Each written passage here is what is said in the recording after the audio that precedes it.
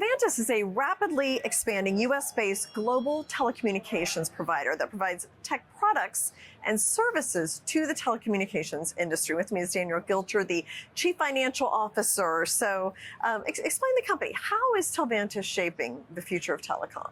Yeah, thank you. Thank you for the invitation, Jane. Uh-huh. So we're a global provider of services between large telco operators. More than 300 global operators are connected with us, to us, and we allow them to transfer and transact in voice traffic and in messages. And in messages, we also connected to a lot of small, large, and medium-sized businesses directly who manage their messaging flow directly to their customers through our solutions and products. Now, you had a strong February and March. Can you elaborate on that, your numbers, and what do you think led to that? Yes, of course. So it was a very strong performance. It was a strong comeback. Maybe a step back. 24 was a very, very difficult year for us. We had to refinance a major working capital facility, which we did once I joined the company in Q2, Q3 successfully. We've also reorganized a little bit everything under Telvantis today. We had that major acquisition under Telvantis, moving all our voice and US assets underneath that.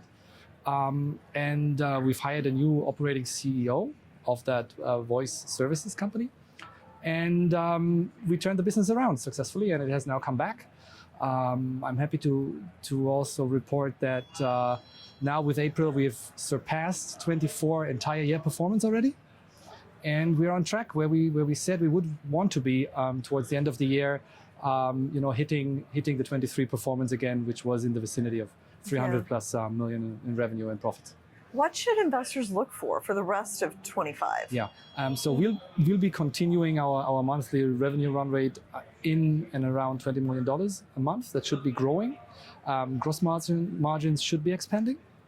We still have work to do related to operational expenditure and operating profit improvement, but that should be an effect of higher volumes that we now expect to see.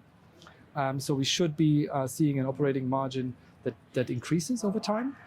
Cash conversion should start really coming in, and that's really something that we control. And operational, delivery of that plan is something that we will keep the market informed about.